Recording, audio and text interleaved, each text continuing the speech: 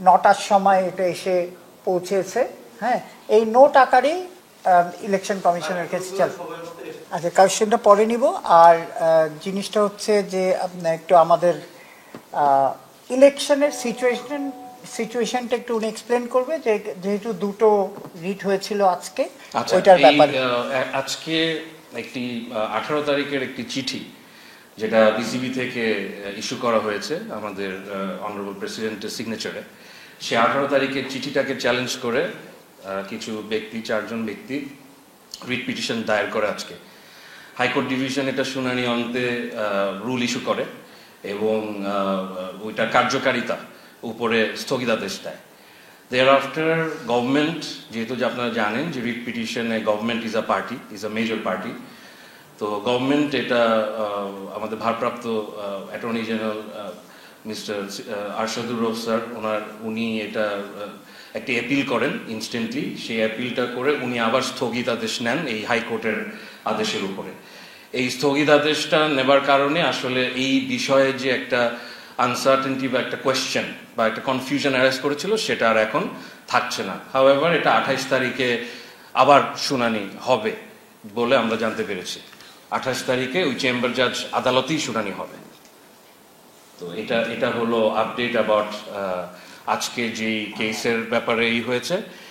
কাউন্সিলের লিস্টটা, ভোটারের লিস্টটা, হ্যাঁ রাইট। সো আজকে আপনারা সবাই জানেন যে আজকে লাস্ট ডেট ছিল, ডেডলাইন ছিল আজকে সন্ধ্যা 6টার সময় সব কাউন্সিলর নমিনেশন ফর্মগুলো সাবমিট করা ডেডলাইন দেওয়া ছিল।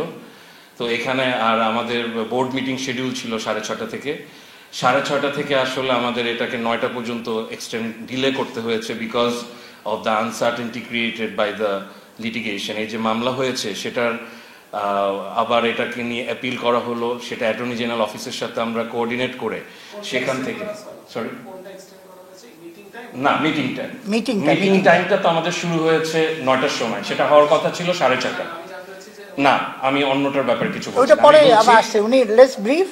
আমি বলছি যে আমাদের যে বোর্ড মিটিং, সেই বোর্ড মিটিং এ 6:30 জায়গায় 9টায় কেন করা হলো, এই দেরিটা যে করা হলো, এটার জন্য বোর্ডের সব সদস্য আপনাদের কাছে আমার মাধ্যমে ক্ষমা চেয়ে বলেছে ফর দ্য ইনকনভিনিয়েন্স। বাট এটা করা হয়েছে, এটা হয়েছে বিকজ মাঝখানে আসলে অ্যাটর্নি জেনারেল অফিসের সাথে কোঅর্ডিনেট করে একটি লয়ার সার্টিফিকেট যেটা অ্যাডভোকেট অন রেকর্ড ইস্যু করে, সেটা আমরা পেতে আমাদের কাপল অফ আওয়ার্স লেগে গেছিল।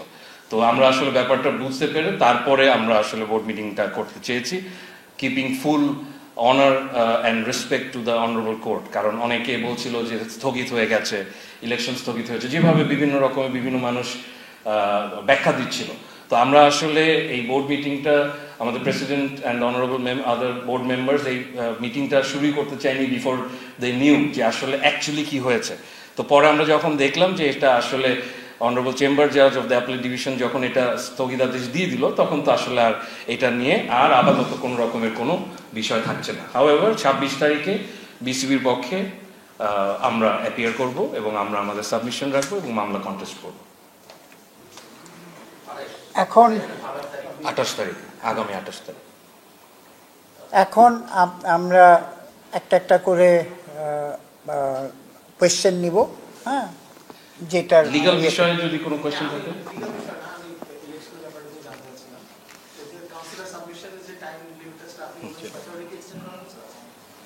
না, এটা এক্সটেন্ড করা হয়নি।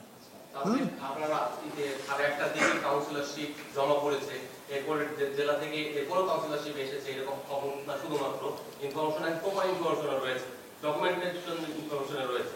কিভাবে এটা করলেন আপনারা? এটা কি নৈতিক না অনৈতিক? না, নৈতিক অনৈতিকের ইয়েটা না, বলেন যে নৈতিক অনৈতিকের কথা না। জিনিসটা হচ্ছে যে আমরা যেগুলি 6টার মধ্যে পেয়েছি, বাকিগুলি যতগুলি পেয়েছি আমরা কিন্তু জাস্ট এখানে আমরা অ্যাপ্রুভার না। হ্যাঁ, আমরা যেটা করা হয়েছে, বোর্ডে অনেক আলাপ হয়েছে, আমরা নোট দিয়ে যে এইটা 9টার সময় এসেছে, বাকিগুলি 6টার সময় এসছে, কোনটা এসেছে, এইটা আমরা ইলেকশন কমিশনারকে দিয়ে দিচ্ছে। তালিকা প্রকাশের বিষয়টা হলো যে তালিকা প্রকাশ থেকে শুরু করে এই পুরো জিনিসটাই আসলে ইলেকশন কমিশন করবে। আমাদের বোর্ড থেকে একটু একটু একটু আমি শেষ করি যে আমাদের যে দায়িত্বটা ছিল সে দায়িত্বটা সংবিধান অনুযায়ী আমাদের হলো কাউন্সিলরের চিঠিটা দেওয়া এবং তাদের কাছ থেকে এটা রিসিভ করে এটাকে ফরওয়ার্ড করে দেওয়া টু ইলেকশন কমিশন। ইলেকশন কমিশনের শিডিউল অনুযায়ী ওনারা এটা তালিকা প্রকাশ করবে, পরবর্তীতে আরো যে কার্যক্রম আছে সেগুলো ফলো আপ হবে। কিন্তু নরমালি আমরা ইলেকশনের যতগুলি প্রসিডিউর দেখেছি এবং যতগুলি বাংলাদেশ ক্রিকেট বোর্ডের ইলেকশন কভার করেছি আমরা দেখেছি যে প্রাথমিক খসড়া যে তালিকাটা হয় সেই তালিকাটা বিসিবি নির্ধারিত সময় ডেডলাইন দেওয়া হয়েছে এবং সেটা প্রকাশ করার কথা সন্ধ্যা 7টার মধ্যে। আপনাদেরকে তো একটা জিনিস অলরেডি বলা হলো যে নির্ধারিত যে সময়টা সেটা আসলে মেনটেন না করার একটা অনেক বড় কারণ, সেটা আপনারাই আরো বেটার ভাবে কভার করেছেন যে কোর্টে যে কেসটা হয়েছে that actually created huge uncertainty, যেটার কারণে মাঝখানে 2-3 ঘন্টার একটা ল্যাপস হয়েছে এবং এটার ব্যাপারে বোর্ডও আসলে মিটিংটা শুরু করতে অনেক দেরি হয়েছে। তো ওইটার বাইরে আসলে এটাই হলো মানে মেইন রিজন আর কি।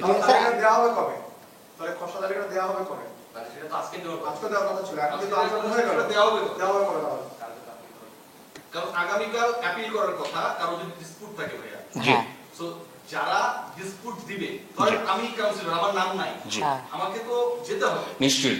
আপনার এই একটা জিনিস আমি বলতে চাই, আমরাও কনসার্ন যে এইখানে যে প্রক্রিয়া, আপনি প্রক্রিয়ার কথা বলছেন যে ডিউ নোটিশ পেতে হবে, টাইম পেতে হবে অবজেকশন দেবার জন্য, তার এটার অধিকার। এইগুলা সবকিছু আমার বিশ্বাস যে মাননীয় election commission headed by senior advocate mister Mohammad Hossain এবং বাকি 2জন যে ইলেকশন কমিশনার আছে, ওনারা যে শিডিউলটা ক্রিয়েট করেছে যেহেতু এটা পাবলিশ হয়নি এখন পর্যন্ত, নিশ্চয়ই সেই সময় ওনারা বর্ধিত করবে বা ওনারা সময় এটাকে রিশিডিউল করবে। তারেক ভাই, আর এই শিডিউল আমাদের করার ইখতিয়ার নেই। এখন পর্যন্ত কি তাহলে সবগুলো মানে কাউন্সিলরের নাম আপনারা পেয়েছেন কিনা, এটা একটা, সর্বশেষ কাউন্সিলরের নামটা কখন এসেছে? আপনার যেটা আপনারা জানেন যে একটা কাউন্সিলরের নাম পরে এসছে, যেটা আমরা নোট আকারে দেওয়া হবে, যে নোট আকারে যে 9টার সময় এটা এসে পৌঁছেছে, হ্যাঁ, এই নোট আকারেই ইলেকশন কমিশনের কাছে চল, যেটা যখন আমার কাছে এখন তো ইটস বিং প্রিপেয়ার্ড, যেটা যেই সময় রিসিভ করেছে সেটা দিয়ে এটাকে পাঠানো হবে। জি জি বলুন। যারা কাউন্সিলর রয়েছেন সেই কাউন্সিলর কি নির্বাচন কমিশনে থাকতে পারেন কিনা, লিগ্যালি কি বলে, নৈতিকভাবে এবং লিগ্যালি দুইটাই জানতে চাচ্ছি। আচ্ছা, এই জিনিসটা আসলে আপনাদেরকে একটা সুন্দর একটা উদাহরণ দিই যে আমাদের প্রধান নির্বাচন কমিশনার যখন ন্যাশনাল ইলেকশন হয় বা যে কোনো ইলেকশন হয়, আমাদের সুপ্রিম কোর্ট বার ইলেকশন হয়, যারা ইলেকশন কমিশনে থাকে তারা কিন্তু ভোট কাস্ট করে। এখানে councillor is only a voter, he is not a nominee for the পরিচালনা পরিষদের। কন্টেন্ডিং কিন্তু করছে বলে আমার জানা নেই এখন পর্যন্ত। আপনি যার কথা বলছেন, he is a councillor, which means he is a voter. আমরা ন্যাশনাল ইলেকশনে যেরকম ভোটার লিস্টে নাগরিক হিসেবে তালিকাভুক্ত হই, সেরকম ভাবে তারাই কাউন্সিলর হিসেবে ভোটার হিসেবে আসলে তালিকাভুক্ত হবে। আমি যতটুকু বুঝি অ্যাজ আ লয়ার, আমার মনে হয় না এতে কোনো প্রবলেম থাকার কথা, because he is only a voter, আর ভোট দেওয়ার অধিকার সবারই আছে।